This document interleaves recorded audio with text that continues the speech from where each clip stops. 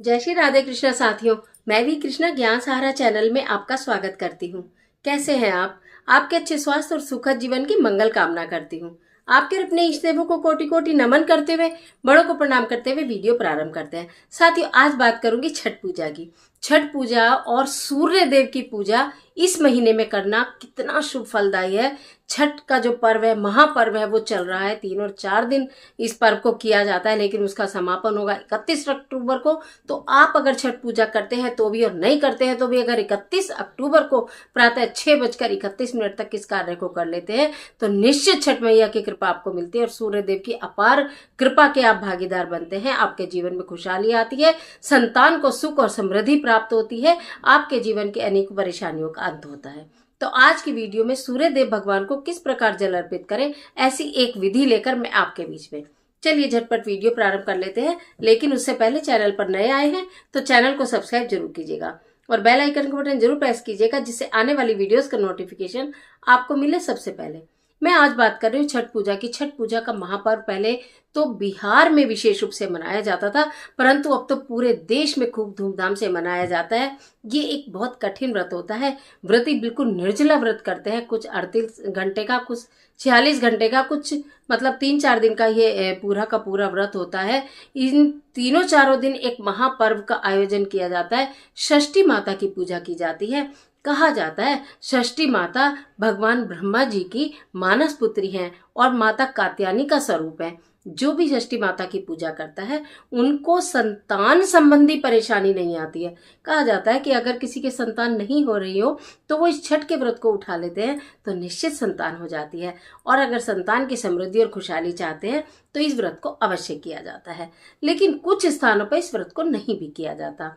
अगर आपके यहाँ इस छठ पूजा का व्रत नहीं होता, पूजा नहीं होती, तो कोई बात नहीं। लेकिन आपको करना क्या है कि 31 अक्टूबर प्रातः 6:31 से पूर्व आपको सूर्य देव को अर्घ देना है। उस अर्घ में क्या डालना है ये भी मैं आपको बताती हूँ, लेकिन उससे पहले एक काम और भी कर सकते हैं। यदि आपके आसपास कहीं किसी के यहाँ छठ पूजा का आयोजन हो रहा हो, कोई स्त्रियां छठ पूजा का व्रत करती हो, तो उनके कार्यों में आप मदद करवा सकते हैं। उनकी पूजा में आप शामिल हो सकते हैं, उनके उत्सव में आप शामिल हो सकते हैं। पूजा के पश्चात उनसे सिंदूर ले सकते हैं। पूरा जहाँ पे सिंदूर खेला जाता है, सिंदूर लगाया जाता है, वो सिंदूर ले सकते हैं, प्रसाद ले सकते हैं। और अगर आपको ऐसा लगता है ऐसा नहीं है, ऐसे तो जगह जगह नदियों के घाट पर व्यवस्था की गई है और नदियों के घाट पर ही उत्सव मनाया जाता है। अगर आपको ऐसा लगता है कि आप नहीं जा सकते हैं तो आप अपने घर में इस कार्य को कर सकते हैं। प्रातःकाल आप जैसे आप, क्योंकि कार्तिक का पावन महीना चल रहा है, ब्रह्म मुहूर्त में आप उठ ही रहे हैं, कार्तिक स्नान कर ही रहे हैं, और नहीं भी कर रहे हैं तो भी कोई बात नहीं है। तो जो टाइम मैं बता रही हूँ यानी 6:31 से पूरा आप नहा धोकर तैयार हो जाइएगा। एक पात्र लीजिएगा, उसके अंदर जल लीजिएगा, उसके अंदर थोड़ी सी कुमकुम डालिएगा, थोड़ी सी चावल डालिएगा, अगर संभव हो तो थोड़ा सा गन्ने का रस डालिएगा। गन्ने का रस लेने का प्रयत्न करिएगा। अगर गन्ने का रस मिले तो बहुत उत्तम रहेगा, अगर गन्ने का रस नहीं मिलेगा तो फिर आप गुड़ डालिएगा। तो मैंने जो चीजें बताई उसमें कुमकुम डालेंगे, अक्षत डालेंगे यानी साबुत चावल डालेंगे, थोड़ा सा गुड़ डालेंगे, एक लाल पुष्प डालेंगे।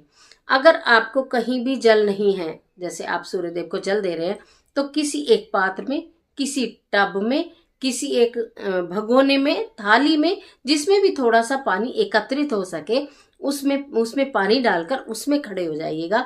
और उसके बाद आप सूर्यदेव को, ये मत सोचिएगा कि मैं आपको छठ पूजा करना बता रही हूँ कि छठ पूजा करना है, हमारे यहाँ नहीं होती। पूजा करने में कोई बुराई नहीं है।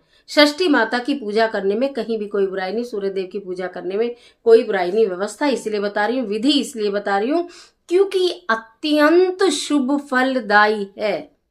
अत्यंत कहा जाता है, बच्चे बहुत से ये बोलते हैं कि हमें नौकरी में सफलता नहीं मिल रही है, या हमारा वीजा नहीं लग रहा है, या हमारी तरक्की नहीं हो रही है।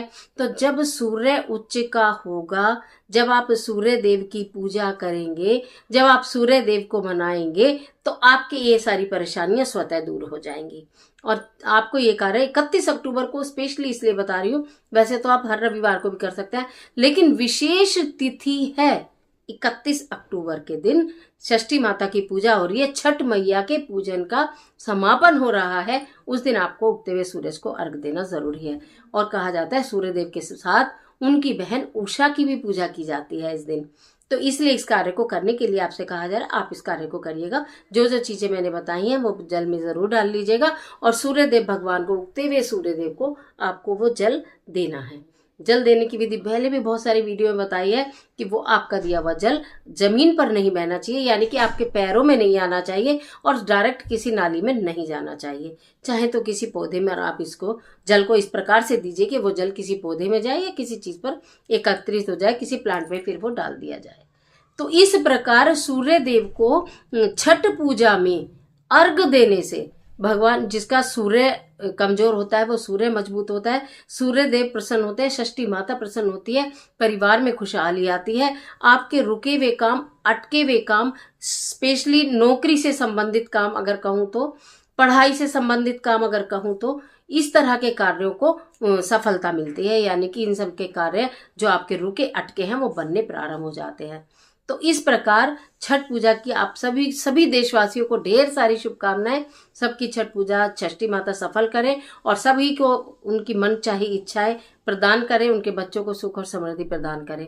और आप अगर छठ पूजा करते हैं तो बहुत अच्छी बात है, मैंने बोला है, बहुत बहुत शुभकामनाएं। अगर आप नहीं करते हैं तो 31 अक्टूबर के दिन सूर्य देव को अर्घ देना बिल्कुल न भूलिएगा, जिस प्रकार मैंने आपको बताया है। गन्ने का रस ना मिले तो फिर आप गुड़ डाल लीजिएगा, और हाँ, अगर आपको गन्ने का रस मिल जाए तो आप एक थोड़ी सी खीर बनाइएगा, यानी कि चावल, आप मीठे चावल जिसे कहते हैं वो बनाएं। अगर उसमें गुड़ डाल के बनाएं या फिर गन्ने का रस डाल के बनाएं और उसको भोग स्वरूप बांटे, खाएं और खिलाएं तो अति उत्तम रहता है। तो इसमें से जो भी कार्य आप कर सकते हो जरूर कर लें। जल का और खीर का यानी भोग का ये कार्य तो आप कर ही लीजिएगा, आपके लिए बहुत लाभकारी होगा। तो आज के लिए इतना ही, इजाजत दीजिए। मिलती हूँ एक और जबरदस्त वीडियो के साथ। तब तक हंसते रहिए, मुस्कुराते रहिए, अपना और अपने अपनों का ख्याल कीजिए। वीडियो अच्छी लगे तो लाइक कीजिए, जितना चाहे उतना शेयर कीजिए, और कमेंट बॉक्स में जय माँ लक्ष्मी, जय तुलसी मैया कुछ भी लिखिए, लेकिन लिखिए जरूर। ईश्वर आपकी मदद करे।